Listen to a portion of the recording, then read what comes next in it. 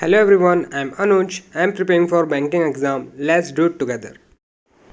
आज हम IPS clerk का एक लाइव मॉक टेस्ट देने वाले हैं। ये रीजनिंग सेक्शन का मॉक टेस्ट रहेगा। इसमें हम लोग 20 मिनट्स के अंदर 35 क्वेश्चन करने का ट्राई करेंगे। ये मॉक टेस्ट नंबर 6 है। इससे पहले के सारे मॉक टेस्ट मैंने चैनल पे अपलोड कर दिए हैं। आप लोग चाहो तो उन्हें भी एक बार जाके चेकआउट कर सकते हो। और बीच बीच में मैं आपको टिप्स एंड ट्रिक बताता रहूँगा, क्वेश्चन को एक्सप्लेन करता रहूँगा। आप लोग चाहो तो म्यूट करके भी टेस्ट को दे सकते हो। और मैं बता दूंगा ये टेस्ट आपको कहाँ मिल सकता है। तो ये टेक्स्ट बुक का एक सेक्शनल मॉक टेस्ट है और मॉक टेस्ट नंबर ये 4 है। जैसे आप देख सकते हो ये मॉक टेस्ट नंबर 4 है। रेज्यूम करके मैंने स्टार्ट कर दिया है, ठीक है। यहाँ पे तो सबसे पहले हम लोग यहाँ पे पजल्स नहीं करेंगे। जो छोटे मोटे क्वेश्चन होते हैं, वन वर्ड वाले क्वेश्चन होते हैं, उनको करेंगे। तो मैं उन्हीं को सर्च कर रहा हूँ अभी। डिस्टेंस एंड डायरेक्शन, सिलॉक्स, इनइक्वालिटी, ये सब जो होते हैं, ब्लड रिलेशन, इन सबको मैं फर्स्ट प्रायोरिटी लिस्ट में रखता हूँ। तो इन्हीं को हम लोग सबसे पहले अटेंड करेंगे। तो अभी आपके सामने ये वाला क्वेश्चन आ गया है, सिलॉक्स। तो इसको जल्दी जल्दी लगा लेते हैं हम लोग।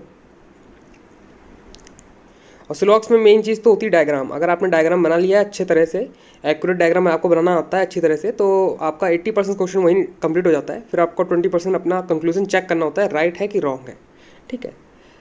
बस इसमें एक बार ध्यान रखना, डायरेक्शन जरूर पढ़ लेना। कभी कभी उसमें कह देते हैं कि हमें रॉन्ग वाला बताओ, फॉलो तो कर ही रहे हैं सब, जो फॉलो नहीं कर रहे हैं वो बताओ, ठीक। कभी कभार आता है वैसे, लेकिन जो डायरेक्शन होती है ना वो ऊपर लिखी होती है, उसको एक बार पढ़ जरूर लिया करो आप लोग।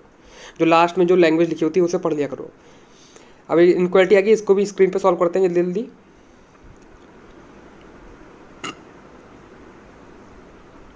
ये आईपीएस क्लर्क 2022 के लिए इंपॉर्टेंट रहेगा। अभी उसका एग्ज़ाम आने ही वाला है, ठीक है। तो आप लोग जो रीजनिंग की अप्रोच अगर आप देखना चाहते हो कि कैसे रखनी चाहिए, तो आप इसको फॉलो, इस पैटर्न को फॉलो कर सकते हो। मैं भी इसी को फॉलो करता हूँ, ठीक है। जैसा मैं यहाँ पे एग्ज़ाम दे रहा हूँ आपके सामने रफ पेपर पे, एग्जैक्टली ऐसे ही एग्ज़ाम मैं अपने एग्ज़ाम हॉल में जाके दूंगा। तो आप रिलेट कर सकते हो, कंपेयर कर सकते हो कि मैं कैसे एग्ज़ाम देता हूँ, मेरी अप्रोच क्या रहती है, कौन से क्वेश्चन को मैं पहले चूज़ करता हूँ, ठीक है। अगर आपको ऐसे ही अप्रोच रखनी है, आपको ऐसे ही मार्क्स लाने हैं तो, ठीक। हम लोग पजल पे आ गए, डायरेक्ट आ गए। और इसमें पैरेलल रो पे दो रोज बैठी हैं, ABCD और VWXYZ, ठीक। और एक दूसरे को देख रहे हैं ये लोग, कुछ लोग नॉर्थ कुछ लोग साउथ देख रहे हैं। तो जो लोग नॉर्थ देख रहे हैं उसको मैंने लिख रखा है, देखो इधर साइड में लिख लिया है। वो इसलिए लिख लिया है कि मेरे माइंड में रहता है ये चीज़। अगर मैं लिख लेता हूँ तो मेरे माइंड में रहेगा कि हाँ ABCD वाली जो लाइन है वो ऊपर ही आएगी, VWXYZ वाली जो लाइन होगी वो नीचे ही आएगी, ठीक है। और बाकी डायरेक्शन आप बहुत ध्यान से पढ़ना। कभी कभार इसमें कह देता है कि सब लोग नॉर्थ देख रहे हैं, ठीक। ये बात ध्यान रखना, कुछ लोग साउथ कुछ लोग नॉर्थ नहीं, सब लोग नॉर्थ ही देख रहे हैं। और वो लोग आगे पीछे बैठे हैं लाइक आ हॉल, जैसे मूवी हॉल में बैठे होते हैं ना सब लोग स्क्रीन की तरफ मूव करके। तो इन सब चीज़ों का डायरेक्शन में बहुत ध्यान देना आप लोग। तो मैं उसी को अभी बना रहा हूँ यहाँ पे। मैंने दोनों पॉसिबिलिटी को साथ में लेके बना लिया है। इसमें पहले स्टेटमेंट में बोल दिया इसने 2 पर्सन बैठे हैं A और D के बीच में, और A जो है वो एक्सट्रीम एंड पे बैठा है। तो 2 पॉसिबिलिटी बन जाती है, तो मैंने दोनों पॉसिबिलिटी बना दी हैं साथ साथ, ठीक। और देख सकते हो पूरी पजल जो है एग्जैक्टली हूबहू बन चुकी हैं। और लेकिन इसमें एक पजल सही है ऊपर वाली और नीचे वाली गलत है, ठीक है। तो हम लोग ऊपर वाली के हिसाब से क्वेश्चन को मार्क करेंगे और ऑप्शन को चेक करते हुए चलना है। एक ऑप्शन राइट हो गया इसका मतलब ये नहीं कि आपने नीचे के ऑप्शन चेक नहीं करे।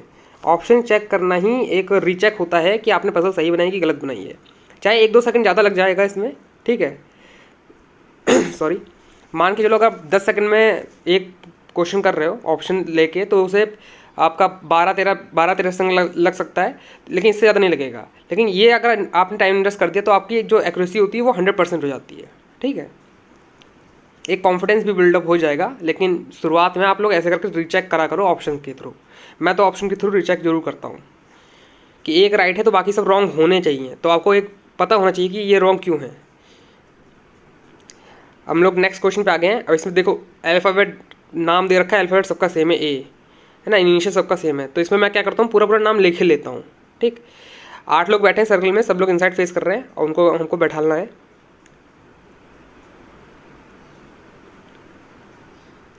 Amina sit third to the right of Aman. तो अमन के थर्ड राइट में अमीना बैठ गई है। उसके बाद Ankita sit second to the left of Arpita, ठीक है। तो अब हमको ये सब चीज़ें नोट करनी है, ठीक। अगर फिट हो जाती है तो अच्छी बात है, लेकिन मैं ये नहीं कहूँगा कि आप इनको डायरेक्ट फिट कर दो। अगर सॉलिड स्टेटमेंट दिखती है तभी पुट करना, ठीक है। आप लोग भी ट्राई करते रहो, कंप्लीट करो मेरे से। ऊपर टाइम चल ही रहा है, आप लोग देख सकते हो यहाँ पे अभी 1 मिनट हो चुका है, ठीक है। सेक्शनल टाइम आपको दिख ही रहा होगा, 1 मिनट हो चुका है। तो आप लोग भी देखते रहो अपना टाइम कि आप कितना टाइम लगा रहे हो, मैं कितना टाइम लगा रहा हूँ, मेरी अप्रोच कैसी है, आपकी अप्रोच कैसी है। और मैं तो यही सजेस्ट करूँगा कि सबसे पहले आप लोग इस मॉक टेस्ट को लगा लो एक बार। सेक्शनल मॉक टेस्ट है, इसको एक बार जाके लगा के आ जाओ टेक्स्ट बुक का, अगर आपके पास है तो। उसके बाद यहाँ पे आके आप चेकआउट कर सकते हो कि मेरी अप्रोच क्या है, ठीक है। तो आपको पता डिफरेंस पता चलेगा कि हाँ आपकी अप्रोच अपनी आपने क्या रखी थी, मेरी अप्रोच क्या है, ठीक है। और हम लोग यहाँ पे टारगेट करते हैं कि 35 क्वेश्चन अटैम्प्ट कर लें, मतलब विजिट कर लें, ठीक है। उसमें 30 से 35 मार्क्स का बीच में अगर मार्क्स आ जाते हैं तो वेल एंड गुड है। मैं इतना ही टारगेट लेके चलता हूँ।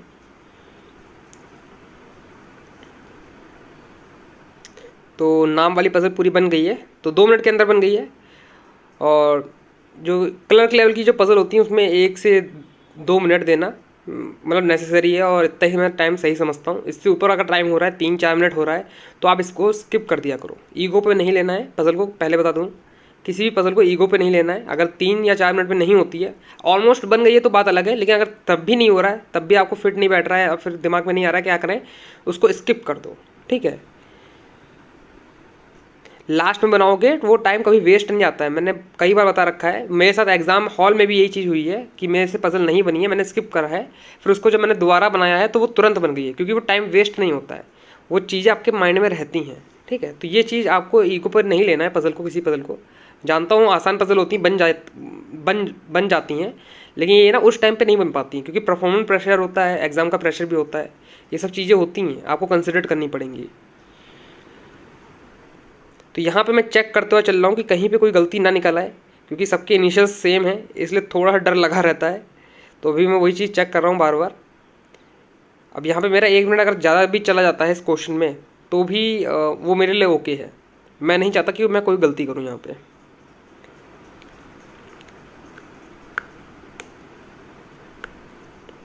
तो यहाँ पे हम लोग थर्ड पजल पे आ गए। इस पजल में क्या क्या रखा है, इसमें भी नाम वाले अल्फ़ाबेट, मतलब अल्फ़ाबेट दे रखा है उन लोगों ने अल्फ़ाबेट नहीं दिया, सॉरी, नाम दे रखा है।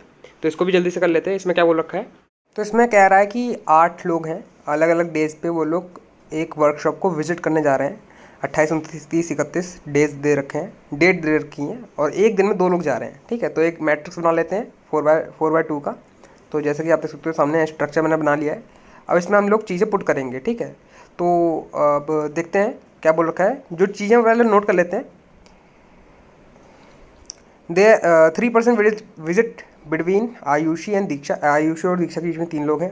Only 1% visit between Aarohi and Deepti. तो आरोही और दीप्ति के बीच में 1 लोग आ गया। चारुल अंजलि सेम डेज पे ही विजिट करेंगे, तो कोई सा भी एक डेट हो जाएगी उस पर विजिट करेंगे ये लोग। आयुषी विजिट वर्कशॉप ऑन 28 दिसंबर और 30 दिसंबर। तो अब ये जो पॉइंट है ये सॉलिड पॉइंट तो कह सकते हो आप, लेकिन इसमें पॉसिबिलिटी 4 बन रही हैं। 28 में ये नहीं पता ना पहले जा रही है कि बाद में जा रही है, 30 में भी नहीं पता कि पहले जा रही है कि बाद में जा रही है, तो कोई सा भी हो सकता है। तो अभी इसको रहने देते हैं। Only 2 friend visit between Diksha and Arohi. तो आरोही और दीक्षा के बीच में 2 लोग हैं। हु विजिट बिफोर दीक्षा। तो दीक्षा से पहले जा रही है आरोही, चलो ये चीज़ तो कन्फर्म हो गई है। Charul visit on the last date. तो ये चीज़ अब कंफर्म हो गई है कि चारुल जो है वो लास्ट डेज पे जाएगी, ठीक है। चारुल और अंजलि दोनों लास्ट डेज पे जाएंगे, ठीक। Equal number of friends visit after Ritika and before Anjali. तो अंजलि के बाद जितने लोग जाएंगे, सॉरी, अंजलि के पहले जितने लोग जाएंगे वो सेम है, और रितिका के बाद जो जितने लोग जाएंगे वो सेम है। तो आप देख सकते हैं यहाँ पे कैसे पॉसिबिलिटी हम मतलब क्रैक डाउन करें कि मिनिमम पॉसिबिलिटी के अंदर हमारा आंसर निकला है, ठीक है। तो अभी हम लोग जो सबसे कनेक्टेड पॉइंट होगा ना, हम उसको पुट करने का ट्राई करेंगे, ठीक है। अभी मेरे हिसाब से ये है कि अगर चारुल और रितिका को मैं लास्ट में बैठा देता हूँ, चारुल और अंजलि को लास्ट में बैठा देता हूँ, और उनकी पोजीशन के हिसाब से मैं रितिका को बैठा दूँ, तो मेरा आधे से ज़्यादा काम कंप्लीट हो जाएगा, ठीक है। तो आयुषी मैंने सबसे ऊपर रख दिया है। अगर आयुषी मैंने 28 पर रख दिया है तो आयुषी जस्ट बगल में रितिका आ सकती है ना, रितिका आ सकती है। अब देखते जाना, 3 छोड़ के मैंने यहाँ पे बैठा दिया है, दीक्षा को बैठा दिया है 3 छोड़कर, ठीक। अभी एक और पॉसिबिलिटी और बना लेते हैं, क्योंकि 2 पॉसिबिलिटी बन रही है यहाँ पे, या तो आयुषी इधर होगी या तो आयुषी उधर होगी, ठीक। अब यहाँ पे मैं वॉइस ओवर तो मैं बाद में दे रहा हूँ। अब मुझे यहाँ पे सब चीज़ें साफ साफ दिख रही हैं, लेकिन मैंने वहाँ पे गलती कर रहा हूँ मैं। अब यहाँ से गलती कर रहा था मैं, अब वो मैंने अब सुधार ली है। एक बार मैं आयुषी को यहाँ रखा हूँ, 1 और 3 छोड़ के दीक्षा यहाँ पे। अब चारुल सबसे नीचे यहाँ पे आ जाएगी, चारुल, ठीक। और उसके जस्ट बगल में आ जाएगी अंजलि। और दीक्षा को 2 छोड़ के आरोही बैठानी है, आरोही ऊपर बैठेगी, है ना, जैसा कि वहाँ पे मेंशन्ड है। और ऋतिका के बाद जितने लोग हैं, अंजलि के पहले उतने लोग हैं, तो अंजलि और ऋतिका भी बैठ गई हैं, चारुल भी बैठ गई है, आरोही बैठ चुकी है। आरोही को एक छोड़ के किसको बैठाना, दीप्ति को बैठाना है। और हमारी पजल कंप्लीट यहाँ बन चुकी है। ठीक है, थोड़ा सा मिसअंडरस्टैंडिंग हो गई थी यहाँ पर, लेकिन वो मैंने दूर कर ली है और जल्दी जल्दी पजल बना ली है। हम लोग जल्दी जल्दी टिक करेंगे, फिर नेक्स्ट क्वेश्चन पे मूव ऑन कर जाएंगे। तो आप देख सकते हो कैसे हमको चीज़ें क्रैक डाउन करनी पड़ती हैं, और यही सेम चीज़ आपको एग्ज़ाम में फेस करनी पड़ सकती है कि आपके सामने सारी चीज़ें रखी होती हैं, है ना, लेकिन आप देख नहीं पाते हो, क्योंकि वो एग्ज़ाम का प्रेशर ही ऐसा होता है। ठीक है, तो घबराना नहीं है, थोड़ा टाइम लेना है, गहरी सांस लो और चीज़ें हो जाती हैं। ठीक है, बहुत आसानी से चीज़ें बन जाएंगी। घबराओगे तो फिर नहीं बन पाएंगे और आगे के क्वेश्चन और ख़राब हो जाएंगे। अब मैं यहाँ पे चीज़ें चेक कर रहा हूँ बार बार। ठीक है, कहीं पे कोई गलती अगर दिख जाती है तो मेरे पास अभी टाइम है और मैं एक और पॉसिबिलिटी के साथ चीज़ें बना सकता हूँ। ठीक है, मैं यहाँ पे रीचेक कर रहा हूँ बार बार, तो यही मैं आपको बोलता हूँ, रीचेक जरूर करा करो। नेक्स्ट पजल पे आ गए हम लोग।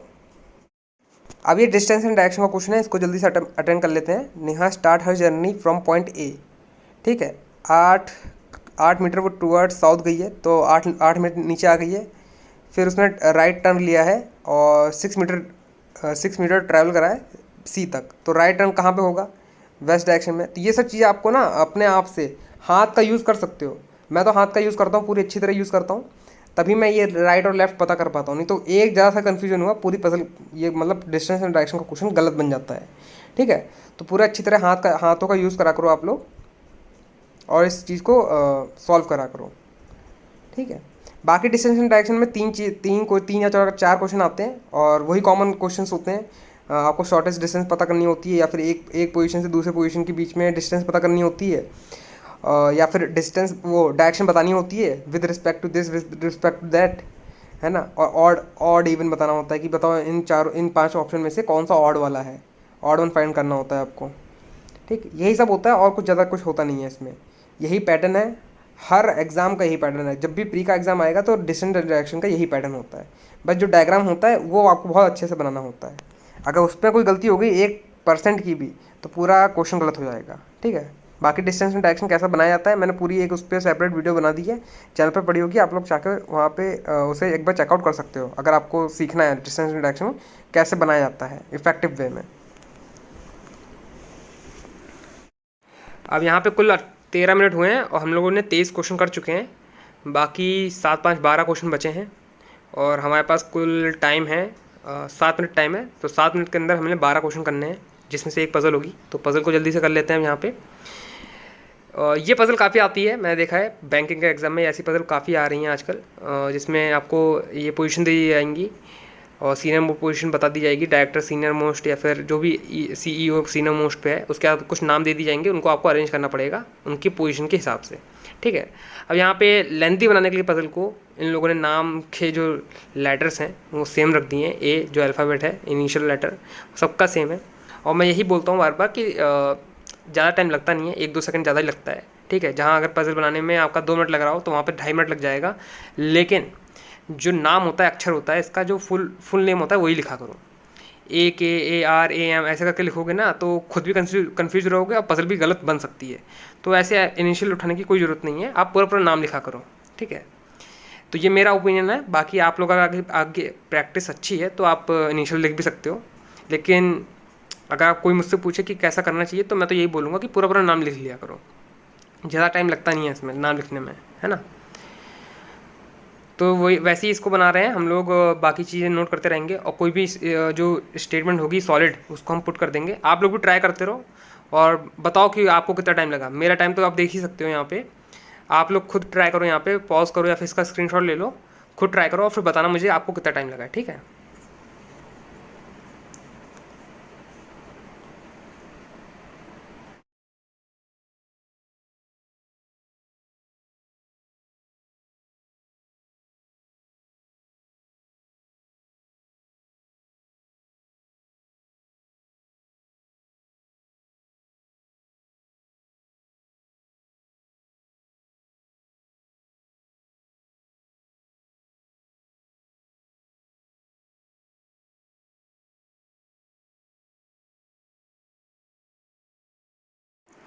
पज़ल हमारी ऑलमोस्ट कंप्लीट बन गई है। मैं चीज़ें लिख लिया हूँ यहाँ पे। अब जो नाम बचे रिमेनिंग वो भी मैं लिख रहा हूँ यहाँ पे। उसके बाद हम लोग आंसर इनके देंगे, फिर नेक्स्ट क्वेश्चन पे मूव ऑन कर जाएंगे। ठीक है। बाकी ये IPS क्लर्क का पेपर आने वाला है, और लेकिन मैं यही कहूँगा कि साथ साथ आप लोग अपनी मेंस की तैयारी भी करते रहना, जो आपने RRB क्लर्क है या फिर RRB PO दे के आए हैं। ठीक है। निकलना ना निकलना वो अलग बात है, आपने पेपर दे दिया, आपने अपना काम कर दिया है। बाकी अब कट ऑफ पे निर्भर करता है और नॉर्मलाइजेशन पे निर्भर करता है, लेकिन आप अपनी प्रैक्टिस जरूर करते रहा करो। ठीक है। और मेंस की प्रैक्टिस ऐसी होती है कि कभी करने का मौका मिलता नहीं है लोगों को, और वो लोग यही सोचते रहते हैं कि पहले निकलेगा, देखते हैं कि अगर निकल गया तो तभी करेंगे। पर ऐसा नहीं है, आप लोग पहले से करके चलो ताकि आपको बाद में कोई डिफ़िकल्टी ना आए, क्योंकि ऐसा होता है कि किसी का भी पेपर निकल सकता है, कुछ भी हो सकता है यहाँ पे, है ना। नॉर्मलाइजेशन होता है तो कुछ भी हो सकता है, तो होप मत खोया करो और प्रैक्टिस करते हुए चला करो। ठीक है। बाकी सुबह एक मॉक लगा लिया करो पूरा मेंस का, फिर उसको एक दिन में एनालाइज करा करो या फिर अगले दिन उसका एनालिसिस करा करो। और क्लर्क का पेपर रोज़ मतलब मॉक टेस्ट लगाते चलो। 10 दिन बचे हैं तो मतलब एक दिन में दो मॉक टेस्ट तो लगाने चाहिए आपको। मुझे लगता है इतने मॉक टेस्ट सबके पास होंगे, है ना। जिसके पास नहीं वो एक मॉक टेस्ट लगा सकता है। बाकी मोटिव यही होना चाहिए कि रोज़ एक मॉक टेस्ट जरूर लगाना है और उसका एनालिसिस जरूर करना है। एनालिसिस बहुत अच्छे से करना है। ठीक है। अब यहाँ पे हम अल्फा न्यूमेरिक वाली क्वेश्चन पे आ गए हैं, अल्फा न्यूमेरिक प्लस सिंबल वाले, उसको हम जल्दी अटेंड कर लेते हैं। बाकी मेरा टारगेट तो यही रहता है कि रीजनिंग प्लस मैथ को मिलाकर 60 to 70 के बीच में मार्क्स आ जाएं। ठीक है, इन दोनों को मिलाकर तो मेरे लिए इनफ होता है। और बाकी जो बचा हुआ मार्क्स होता है, मतलब इंग्लिश सेक्शन का जो मार्क्स होता है, मैं ट्राई करता हूँ उसमें 18 to 25 के बीच में अगर मार्क्स आ जाए मेरे इंग्लिश में, तो वो मैं अपने लिए सही मानता हूँ, बेस्ट मानता हूँ। क्योंकि थोड़ा सा मेरा इंग्लिश वीक है एज़ कम्पेयर टू रीजनिंग और मैथ, इसलिए मैं ये ट्राई करता हूँ कि उसमें यहाँ पे ज़्यादा स्कोर कर लूँ ताकि उससे कवर कर सकूँ मैं, है ना। बाकी आप लोग बता देना कि आपका क्या वीक है, आपका क्या स्ट्रॉन्ग है। ठीक है। मेरे तो स्ट्रॉन्ग सब्जेक्ट है इंग्लिश, रीजनिंग और क्वांट। तो आप यहीं पे ही 35 अटैम्प्ट कर दो दोनों को उसमें पेपर में सेक्शन में, ताकि इंग्लिश को ओवरकम कर सको आप कट ऑफ के लिए। और मैंने जहाँ तक देखा है पिछली बार इसकी कट ऑफ 82 के आसपास गई थी IPS क्लर्क की, तो 80 मैं मान के चलता हूँ। तो 80 to 85 अगर आपने अटैम्प्ट कर रहे हो और वहीं उतने ही मार्क्स आ रहे हैं आपके, तो ये आपके लिए बेस्ट रहेगा। ठीक है। बाकी कोई डरने वाली बात नहीं है इंग्लिश से भी, और इंग्लिश में मैं क्या करता हूँ, एरर डिटेक्शन छोड़ देता हूँ। बाकी जितना RC होता है, वर्ड रिप्लेसमेंट होता है, रीअरेंजमेंट होता है, उनको मैं करता हूँ, क्योंकि वो अंडरस्टैंडेबल पार्ट में आ जाता है ना, कैसे करते हैं। जनरल इंग्लिश होती है, जो ग्रामर वाला पार्ट है वो सिर्फ एरर डिटेक्शन में ही आता है ज़्यादातर, है ना। तो हम लोग लास्ट क्वेश्चन पे आ गए हैं, ब्लड रिलेशन पे, तो इसको भी जल्दी से कर लेते हैं। यहाँ पर काफ़ी लोग पूछते रहते हैं कमेंट बॉक्स में ब्लड रिलेशन एक बार बता दो, ब्लड रिलेशन बता दो। तो यहाँ से आप लोग ब्लड रिलेशन देख सकते हो। मैं मॉक टेस्ट पूरा क्यों देता हूँ, क्योंकि इसमें कंबाइंड हर चीज़ आ जाती है, तो अलग से पूछने का कोई मतलब बनता नहीं है, क्योंकि मैं जो यहाँ पर कर रहा हूँ वही मैं बताऊँगा, अलग से भी वही चीज़ बताऊँगा। ठीक है। लेकिन ठीक है, काफ़ी लोगों को बिल्कुल बेसिक से सीखना होता है, तो उनके लिए मैं बना दूंगा एक डेडिकेटेड वीडियो, या फिर बना भी चुका हूँ अभी तक। तो ये तो मेरा 6 मॉक टेस्ट है, काफ़ी लेट आएगा। इससे पहले के मॉक टेस्ट तो मैंने अभी अपलोड भी कर चुका हूँ। ठीक है। तो जल्दी से हम लोग ब्लड रिलेशन बना लेते हैं यहाँ पे। और बाकी मैं माइनस जो होता है वो फीमेल को इंडिकेट करवाता हूँ, और प्लस जो है वो मेल को इंडिकेट करवाता हूँ। जनरेशन तो आपको दिख ही रही होगी, फर्स्ट जनरेशन, सेकंड जनरेशन और थर्ड जनरेशन। और सिबलिंग होते हैं तो उनको ऐसे कनेक्ट करने के लिए डैश बना देता हूँ। इससे पता चल जाएगा कि H और D जो है ब्रदर एंड सिस्टर हैं। ठीक है। तो अभी मैं पुट कर रहा हूँ, चीज़ें पुट कर रहा हूँ, देख रहा हूँ पुट करके कि हाँ यहाँ से राइट आंसर आ रहा है कि नहीं आ रहा है, चीज़ें क्वेश्चन जो हैं वो फुलफिल हो रही है कि नहीं हो रही है। अब करीबन 1 मिनट बचा है मेरे पास अभी यहाँ पे, क्योंकि मेरा जो पेपर है वो कंप्लीट होने वाला है। तो 1 मिनट के अंदर यहाँ पे अगर मैंने आंसर कर देता हूँ तो ठीक है। चेक करने के लिए वैसे टाइम तो बचेगा नहीं, लेकिन मैं चाहता हूँ कि चेक करने के लिए कम से कम 1 या 2 मिनट तो निकाल सकूँ मैं। बन गया है मैं यहाँ पे, अब मैं यहाँ पे लगा देता हूँ आंसर, टिक कर देता हूँ। कुछ गड़बड़ आ रही है यहाँ पे, इसलिए मैं थोड़ा शिफ्ट कर दिया चीज़ें को। देखते हैं क्या बन रहा है आंसर। आप लोग बताना आपका क्या आंसर आया, है ना। वापस से एक बार चेक कर रहा हूँ कि कहीं कोई गलती ना हो गई हो। तो कहीं गलती लग नहीं रही है, मैंने पूरा अटेम्प्ट कर दिया है यहाँ पे। अब हम लोग सबमिट करते हैं, और टाइम भी एकदम कंप्लीट हो चुका है। ठीक है, आप देख सकते हो यहाँ पे 40 सेकंड्स बचे हैं, लेकिन अब हम लोग सबमिट करते हैं यहाँ पे, देखते हैं कितने मार्क्स आए हैं फिर, है ना। 35 to 35 टारगेट था, उतने ही अटैम्प्ट करें, और मार्क्स 33.75 मार्क्स आए हैं, 15 रैंक आई है। और देख लेते हैं कितना गलत गया।